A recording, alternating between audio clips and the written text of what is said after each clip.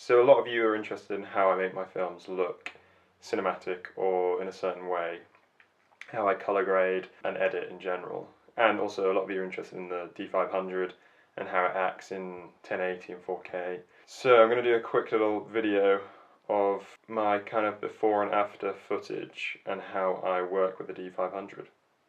First of all, when I shoot, in the back of my mind I'm always thinking about the post-edit. I'll be shooting in flat, so everything's as detailed as it can be and I can bring out everything in post. A lot of my smooth shots are done from an electronic gimbal, a 3-axis, which I can do a review on if you guys want to, but I'd say that was the biggest change for me shooting and getting everything looking very professional was my smooth shots, and it was just not doable without one. Especially with the D500, there's no inbuilt stabilizer, so it was hard. Yeah, I moved to a gimbal and genuinely the best thing I've ever done. Secondly, I usually shoot in 60 frames just so I have the option to drop it down. I do like a bit of slow-mo for certain shots, it makes it look cinematic, and depending on what I'm doing it for, sometimes the slow-mo just makes it look that little bit more professional and kind of adds a mood to it that I like. So what I was thinking is I'm going to go to the beach, it's a really sunny day, and I'm going to film some stuff in flat 60 frames on my gimbal, show you that raw footage, and then just tell you what I'll do with it to make it the final product. And throughout all this I'm using Final Cut Pro X, and I'm using a mixture of LUTs and just general colour grading. My editing's pretty simple, to be fair, it's just finding the right look for the right light, really. The LUTs that I use, the lookup tables I use in post, I'll link below. They're a nice selection and there's kind of something for every occasion in it, and I think they're only maybe $10, so it's really worth it for what you're getting. $10 is not. And then the other thing I do is a simple colour grade in Final Cut. Just drop the blacks, maybe up the whites, and change saturation. It's literally it. But all these little things together might only take 15 minutes, but it changes the footage completely. So let's go and get some film and show you. So this is the original footage. It's on a gimbal, in flat, 1080, 60 frames per second. My Final Cut project is at 24p and 1080.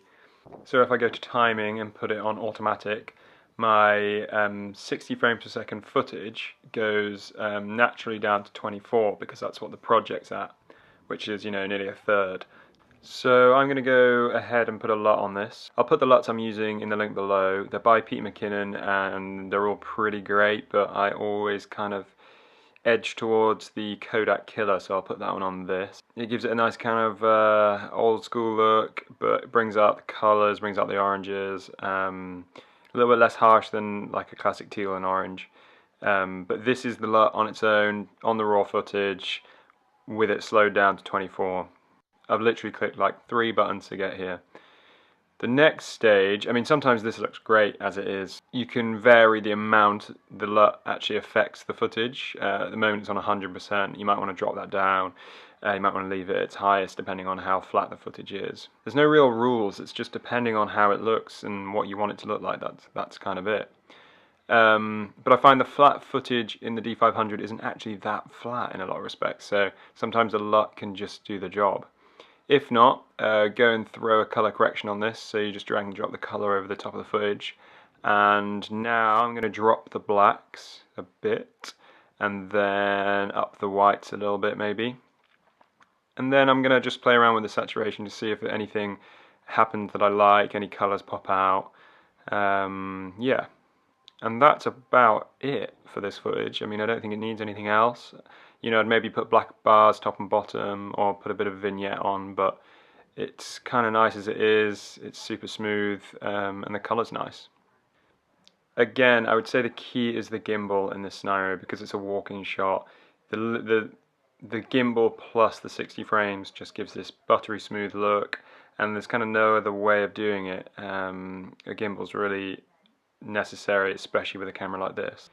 I'll link the gimbal I have in the description as well, and if you guys want some sort of review on it or just how I use it or what it looks like, then just let me know. I use it a lot, I use it every time I shoot. I also use my drone a lot. So here's some raw drone footage. Again, this is how it comes out. and then we throw the same LUT on it with the same sort of colour corrections, and it comes out like this.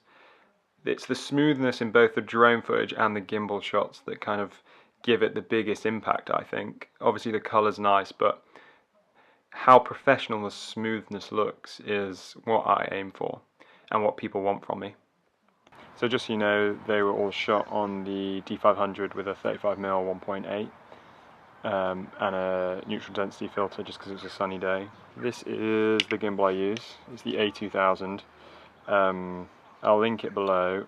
It's very good, but I would suggest the new DJI gimbal they've just released, the Ronin S, would be my bet now, because it does everything this does but has a slightly heavier payload, so I'd go for that.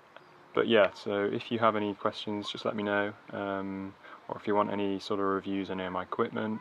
All the film a days I did in my other video, where I filmed a film a day for 50 days, I use the same stuff, D500, 35mm lens, and this. That's all I use, and you saw my process, that's basically it. So it's super easy and super quick. There's a bee on me. So yeah.